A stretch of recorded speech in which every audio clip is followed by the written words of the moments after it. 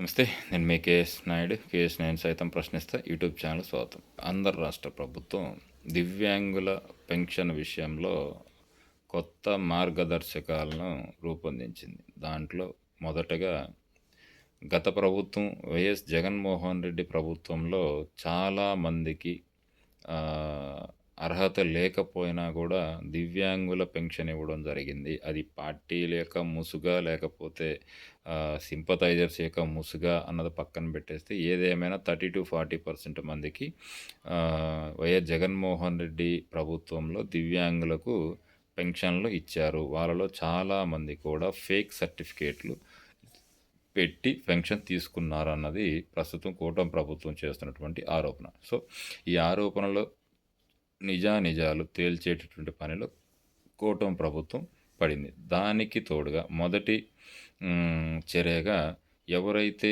దివ్యాంగ పెన్షన్కు అర్హత కలిగి ఉన్నారో వాళ్ళందరూ కూడా అర్హత కలిగినటువంటి లబ్ధిదారులందరూ కూడా వారి యొక్క ఫిజికల్ ఫిట్నెస్ సర్టిఫికేట్స్ని మళ్ళీ రీవెరిఫికేషన్ చేసి రీచెక్ చేయించుకొని మళ్ళీ అప్లోడ్ చేయండి అనేటువంటి ఒక ప్రతిపాదన తీసుకొచ్చింది. సో ఆ ప్రతిపాదనని ఇంప్లిమెంట్ కూడా చేసింది. సో 1-2 రోజుల్లో ఎవరైతే దివ్యాంగ పెన్షన్కి తీసుకుంటున్నారో వాళ్ళందరూ కూడా వాళ్ళ సర్టిఫికేట్స్ లేటెస్ట్ సర్టిఫికేట్స్ అనేది ప్రొవైడ్ చేయాలి.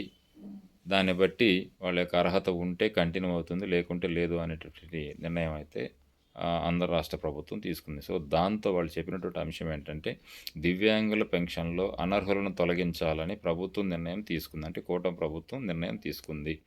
దీనికి ఎవరెవరైతే కేటగిరీస్గా దివ్యాంగులు ఉన్నారో వాళ్ళందరూ కూడా అంధత్వము ఉంటే వాళ్ళు, వినికిడి లోపం ఉంటే వాళ్ళు, కాళ్ళు లేదా చేతులు దెబ్బ తినడంతో ఎవరైతే ఈ పెన్షన్కి అర్హత కలిగి ఉంటారో వాళ్ళకి 6,000 రూపాయల పెన్షన్ ఇప్పటి వరకు పొందుతున్నటువంటి అంశం అందరికీ తెలిసింది. అయితే ఈ అంగవైకల్యాలు ఎవరైతే ఉంటారో వాళ్ళందరూ కూడా మరలా డాక్టర్ దగ్గరికి వెళ్ళి ఫిజికల్ ఫిట్నెస్ సర్టిఫికేట్ని 1-2 రోజుల్లో ఆ పరీక్షలన్నీ కూడా చేయించుకొని ఆ సర్టిఫికేట్స్ ఏదైతే ఉందో అవి సంబంధిత అధికారులకి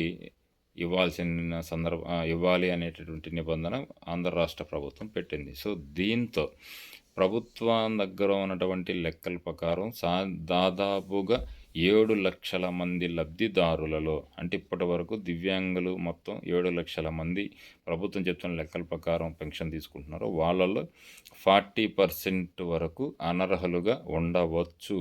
అంటే వీళ్ళంతా కూడా వైసీపీ గవర్నమెంట్లో అర్హత లేని వారికి కూడా పెన్షన్ ఇచ్చున్నారు. కాబట్టి వీళ్ళందరికీ పెన్షన్ తొలగించేటటువంటి కార్యక్రమం ఆంధ్ర రాష్ట్ర ప్రభుత్వం, కూటమి ప్రభుత్వం ఆ దిశగా ఆలోచిస్తుంది. సో మళ్ళీ ఈ దివ్యాంగుల యొక్క పెన్షన్కి కొత్తగా అప్లై చేసుకోవాలన్నా, లేకపోతే ఉన్నటువంటి పెన్షన్ తీసుకుంటున్నటువంటి వ్యక్తులు కూడా మళ్ళీ మీరు మెడికల్ రిపోర్ట్స్ని సచివాలయంలో ఉన్నటువంటి సిబ్బందికి మీరు ఇవ్వాల్సిన పరిస్థితి ఉంటుంది. సో లిస్ట్ అంతా కూడా రీవెరిఫై చేసి అప్పుడు ఒక లిస్ట్ మళ్ళీ ప్రభుత్వం ఇస్తుంది.